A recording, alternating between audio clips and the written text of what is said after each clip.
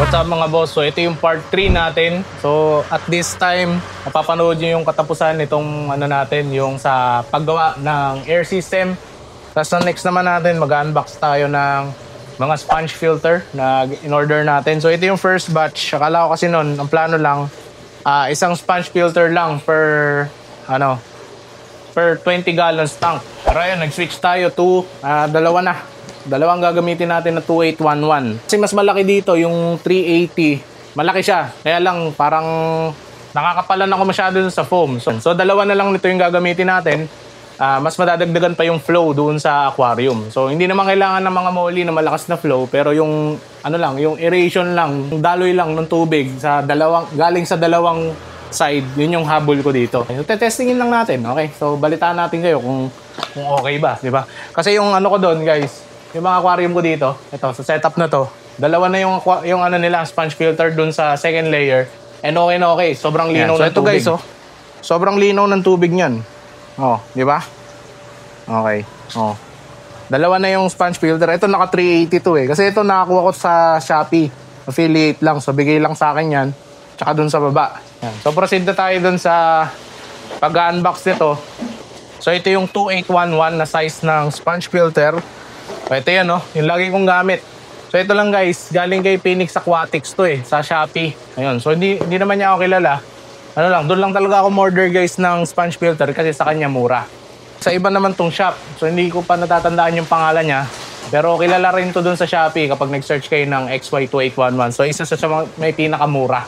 So ako kapag bumibili ko ng ganito guys, sinasama ko sa may payday sale o mga ganong sale para makamura pa ako. So parang lumalabas, nakalibre ko ng dalawang sponge filter doon sa lahat ng binili ko. And ito nga 8 lang pero parang nakalibre ko ng isa. Laman nito 16. Yan. So okay nang tumingin sa Shopee. So ililink ko dyan sa description product na to para makabili kayo.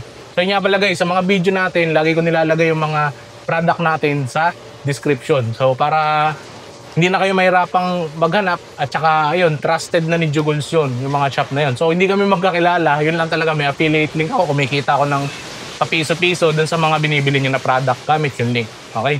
Unbox ko na to and then balita ko kayo sa plano natin. Dito nga rin pala guys, umorder ako ng feeder cone. Ayan, para sa Chubipix. Malalagay ko rin yan sa description.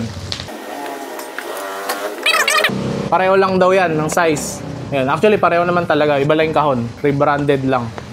Actually guys, magkaiba pala ng airlift tube itong luma at saka bagong 2811. Pero sobrang napakaliit lang na pinagkaiba nila. Medyo mas malaki lang ng konti yung airlift tube ng bagong 2811. Ito na guys, yung mga sponge filter natin. Ayan, sobrang dami. Ayan. So sobrang dami. Ayan, so babaklasin natin itong lahat tapos kakabitan, setup natin dito sa ating rack. Habang ako po yung nag-unbox ng ating mga sponge filter, gusto ko lang po magpasalamat sa lahat na nag-like, nag-comment, nag-subscribe sa ating YouTube channel. At tayo po ngayon ay monetize na sa YouTube. Lalo natin papagandahin yung mga content natin dito sa YouTube. At lalo natin bibigyan ng mga effort at lalo natin syempre i-ensure na may matututunan kayo sa mga ilalabas natin ng mga future videos. Maraming salamat po ulit and sana i-ring nyo yung notification bell para lagi tayong nagkikita-kita tuwing mayroon akong ina-upload dito sa YouTube. Maraming salamat po.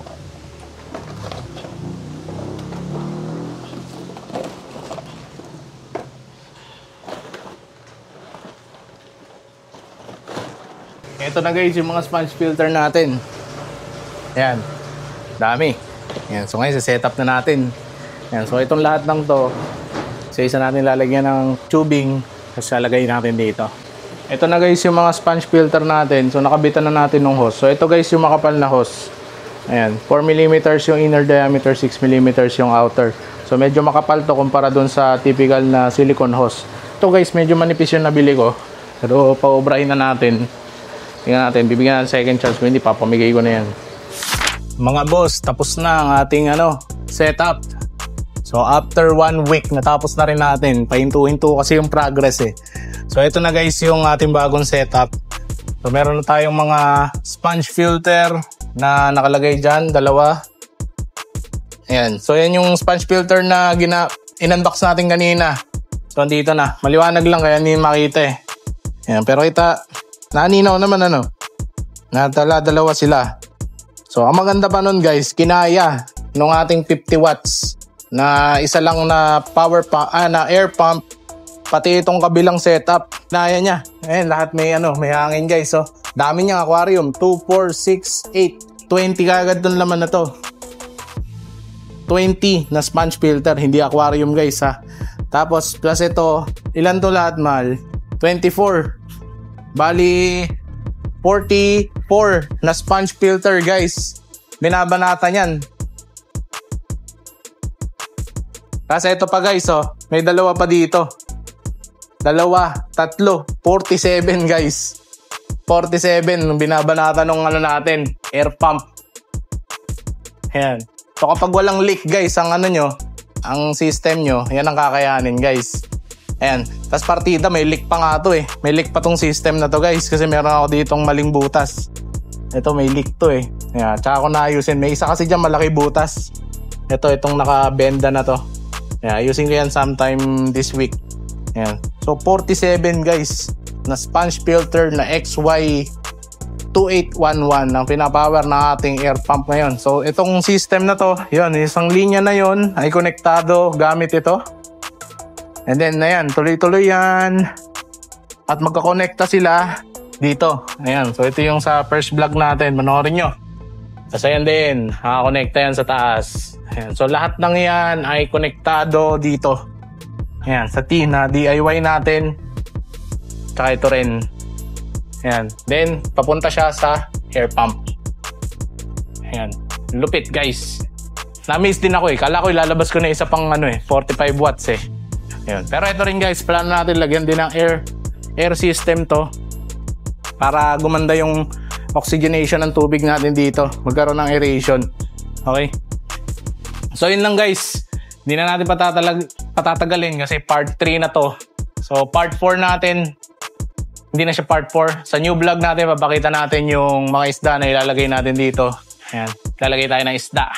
Pipiliin natin kung sino yung mga karapat-dapat na malagay dito sa show tank natin para hindi na nahihirapan yung mga pipili.